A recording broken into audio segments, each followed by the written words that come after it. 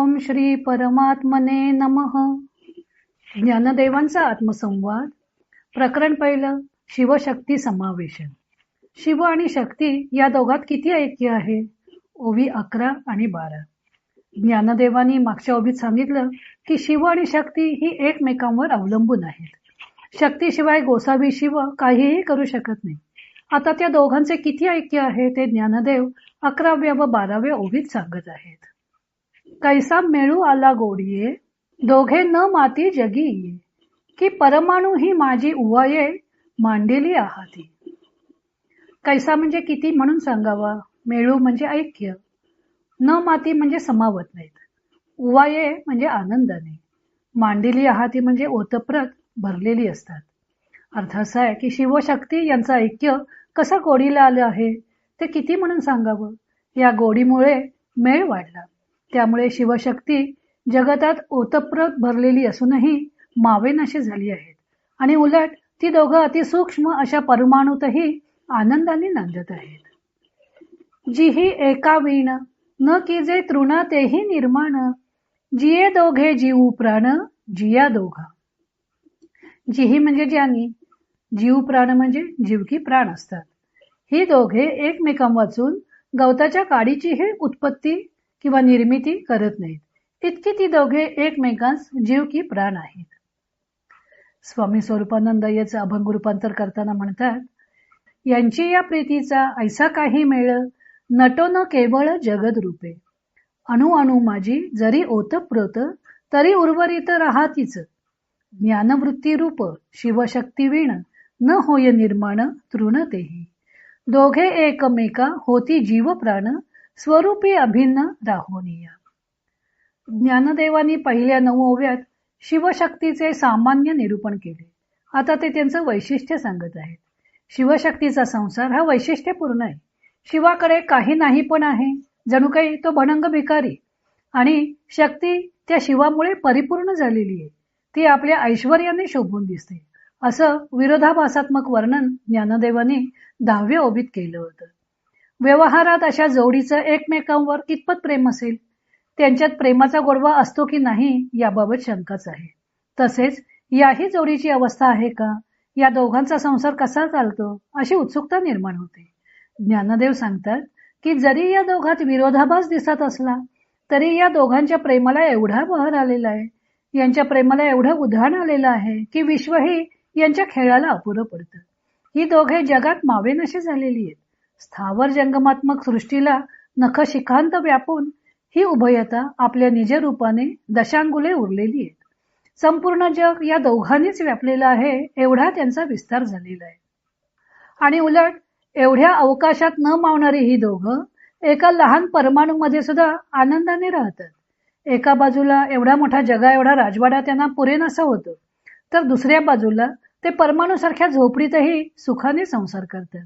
अशी ही शिवशक्ती महतो महियान अशी आहेत, तर दुसरीकडे अणोअणीयान अशीही आहेत. एकाच वेळी मोठ्याहून मोठे व लहानाहून लहान असणे हे त्यांचं वैशिष्ट्य आहे. शिवकल्याण स्वामी याचे छान स्पष्टीकरण करतात. ही दोघे जगद्रूप होतात व शेवटी जगातही राहू शकत नाहीत. जग आपणच झाली आहेत आणि पुन्हा भोगायला आपणच उरली आहेत. हे जग ती दोघे झाली आहेत, पण ती दोघे जगासारखी नाहीत.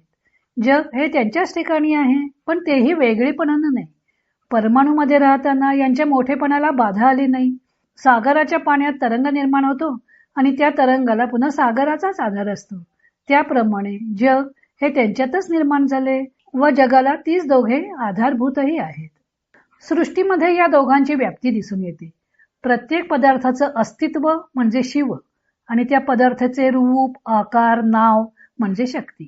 पण ही दोघे एकमेकात इतकी मिसळून गेलेली आहे की ती एकमेकांपासून वेगळी करता येत नाहीत.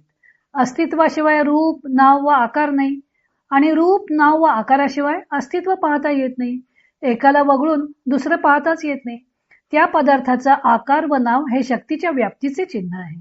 ती दोघे एकमेकात मिसळून एकजीव झालेली आहेत.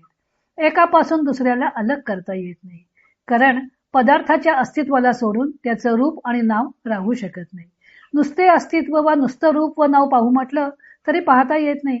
असं यांचं ऐक्य सुखावह आनंददायक झाले आहे. वास्तविक यांच्या ऐक्याचे वर्णन शब्दांनी करता येणे शक्य नाही, कारण शब्दाची उत्पत्ती शिवशक्तीच्या ऐक्यातून झालेली आहे. मग तो शब्द आपल्या मुळाचं वर्णन कसं करू शकणार? पण कार्यावरून कारणाचा अनुमान करता येतं. त्याप्रमाणे दिसणाऱ्या सृष्टीवरून उभयतांचे ऐक्य असेल त्याची कल्पना करता येते. जगात दिसणारे यच्च यावत पदार्थ नामरूपाने अस्तित्वात आले असल्याने त्यावरून शिवशक्तीच्या ऐक्याचं ज्ञान करून घेता येतं. सृष्टीतील कोणत्याही पदार्थाकडे पाहिलं की त्याचं अस्तित्व म्हणजे शिव व नामरूप म्हणजे शक्ती दिसून येते. पंचमहाभूते त्रिगुण यांनी बनलेली अष्टधा अपरा प्रकृती, जीवभूत परा प्रकृती, सर्व काही रूपे शिवशक्तीमयच आहेत. हे सर्व काही त्या उभयतांच्या संयोगाचेच फल आहे. इतकी इथे प्रेमाची गोडी दिसून येते. ही प्रेमाची गोडी किती आहे? तर संसारात तृणनिर्मितीसारखी सामान्य गोष्ट करायची असली तरी सुद्धा ती दोघे एकमेकांना विचारूनच करतात. लहानसे कामही ते एकमेकांच्या हातात हात घालून करतात. सृष्टीमधील कोणताही पदार्थ असो, अनेक आकाशगंगा असोत की तृणासारखा एखादा क्षुद्र पदार्थ असो, शिवशक्ती त्यांची निर्मिती दोघे मिळूनच करतात. दोघांच्याही एकमेकांच्या सहाय्याशिवाय निर्मिती होणे ही अशक्य कोटीतील गोष्ट आहे. कारण सृष्टीतील कोणत्याही घटकात सत्ता, नाम आणि रूप हे 3 घटक असतात. त्यातील सत्ता हा घटक शिवाच्या अधिकारातला आहे, तर नाम आणि रूप हे घटक शक्तीच्या अधिकारातले आहेत. तेव्हा शक्तीचे शिवाला व शिवाचे शक्तीला सहाय्य असल्यावाचून कोणताही पदार्थ निर्माण होणे शक्य नाही. ही गोष्ट उभयतांच्या ऐक्याचीच निदर्शक आहे. जिये दोघे जीव प्राण जिया दोघा. ही दोघे एकमेकांची जणू काही जीव की प्राण आहेत. जीव आणि प्राण या दोघांचं जसं ऐक्य आहे तसेच या दोघांचं ऐक्य आहे. कारण हा दोनपणा फक्त नावापुरता आहे. ही दोघे व त्यांच्या अंगावर भासणारे जग अशी जरी भिन्नता भासत असली तरी त्यांच्यात अभेद आहे. आनंद घनता हेच त्या दोघांचं स्वरूप आहे. स्वामी स्वरूपानंद त्या दोघांचे स्वरूप कसं आहे ते सांगताना म्हणतात की ती दोघे ज्ञानवृत्ती रूप आहेत. शिव म्हणजे ज्ञान आणि शक्ती म्हणजे वृत्ती, आणि ते स्वरूपी अभिन्न राहूनच तृणापासून जगतापर्यंत सर्व गोष्टींचं निर्माण करतात. एकूण हा भणंग गोसावी व ती ऐश्वर्यवती असा त्यांच्यात विरोध दिसत असला तरी त्यांच्यातील प्रेमसंबंध अत्यंत गोडीला आलेला आहे. त्या दोघांच्यात बाह्यतः विरोध दिसत असला तरी अंतरंगी ती एकरूपच आहेत. त्यामुळे त्यांचे सहजीवन मोठ्या आनंदानं व्यतीत होत आहे. एक वेळ व्यवहारात पती पत्नी कितीही समंजसपणे वागत असले तरी कधीतरी त्यांच्यात मतभेद निर्माण होतो. परंतु शिवशक्तीच्या संसारात मात्र मतभेदाला स्थानच नाही.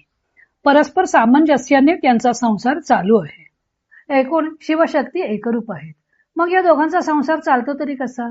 जगात एक चेतन एक जड अशी 2 रूपे दिसतात. त्यावरून तरी या दोघांचं द्वैत प्रतीतीस येतं. हे खरं आहे की नाही याचे उत्तर ज्ञानदेव पुढच्या ओवीत देतात. तो भाग आपण उद्या पाहू.